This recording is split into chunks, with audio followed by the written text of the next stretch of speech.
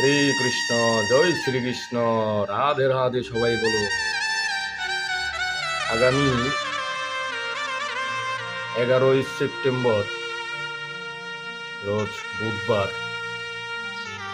ভগবান পরমেশ্বর ভগবান শ্রীকৃষ্ণের লাদিনী শক্তি শ্রীমতী রাধারানীর আবির্ভাব তিথি এবং সেই উপলক্ষে অর্ধবেলা উপবাস, এরপরে মহাভোজ।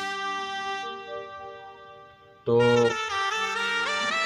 আপনি কিভাবে রাধাষ্টমী পালন করবেন এবং রাধাষ্টমীটা কতটা গুরুত্বপূর্ণ সেটা আপনাদেরকে বলবো।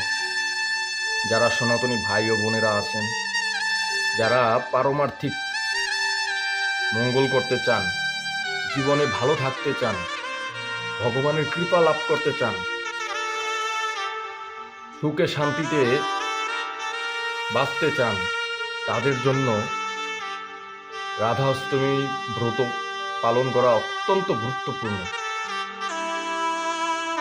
দেখুন, পরমেশ্বর ভগবান শ্রীকৃষ্ণের অত্যন্ত প্রেয়সী হচ্ছে এবং প্রিয় ব্যক্তি হচ্ছে শ্রীমতী রাধারানী। রাধারানীর কৃপা ছাড়া পরমেশ্বর ভগবান শ্রীকৃষ্ণকে লাভ করা যায় না। আপনি যদি রাধারানীকে বাদ দিয়ে ভগবান শ্রীকৃষ্ণের আরাধনা করেন তাহলে কোনোদিনও আপনি তাকে পাবেন না।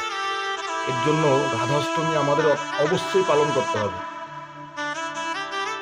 শ্রীমতী রাধারানী ভাদ্র মাসের অষ্টমী তিথিতে মধ্যাহ্ন ভাগে আবির্ভূত হয়েছিলেন।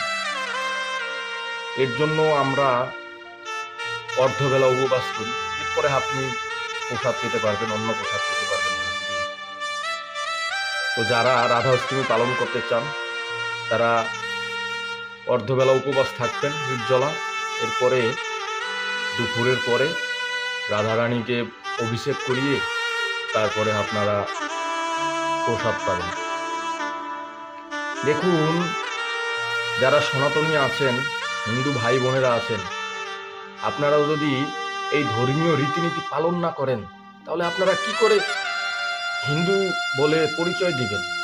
আমরা বিভিন্ন ধর্মের দেখতে পাই তারা তাদের ধর্মকে কতটা শ্রদ্ধা করে, কতটা ভক্তি করে, কত সুন্দর পালন করার চেষ্টা করে, কিন্তু আমরা সনাতনীরা আমরা আমাদের ধর্ম পালন করি। এর জন্য আজকে সারা বিশ্বে আমরা অত্যাচারিত হচ্ছি, নিপীড়িত হচ্ছি। আমরা যদি ধর্ম পালন না করি, বলছি যে ধর্ম পালন করে না তাকে কি করে ভগবান রক্ষা করে, তাকে কি করে ঈশ্বর রক্ষা করে? পরমেশ্বর ভগবান শ্রীকৃষ্ণ বলছেন, তুমি আমার ভক্ত হও, আমি তোমাকে সমস্ত কিছু থেকে রক্ষা করব। কিন্তু আমরা কি তার ভক্ত হতে পেরেছি? আমরা এদিকে ছুটি, ওদিকে ছুটি। এর ফলে আমাদের কি হচ্ছে? আজকে আমরা অবহেলিত। ভগবানও আমাদের রক্ষা করছে না, আমাদের জাতি আজ ধ্বংসের মুখে। এর জন্য আসুন আমরা রাধাষ্টমী ব্রত পালন করি এবং শ্রীমতী রাধারানীর কৃপা নিয়ে পরমেশ্বর ভগবানকে সন্তুষ্ট করি এবং এই জড় জগৎ থেকে মুক্তি লাভ করি, দুঃখ কষ্ট থেকে মুক্তি লাভ করি। যারা রাধাষ্টমী পালন করবেন না তারা অত্যন্ত পাপিষ্ট, তারা অত্যন্ত পাপ হবে তাদের। আর যারা রাধাষ্টমী পালন করবেন তারা অচিরেই ভগবানের শ্রীকৃষ্ণের কৃপা লাভ করবেন এবং পরমেশ্বর ভগবান শ্রীকৃষ্ণের কাছে চলে যাবেন। হরে কৃষ্ণ।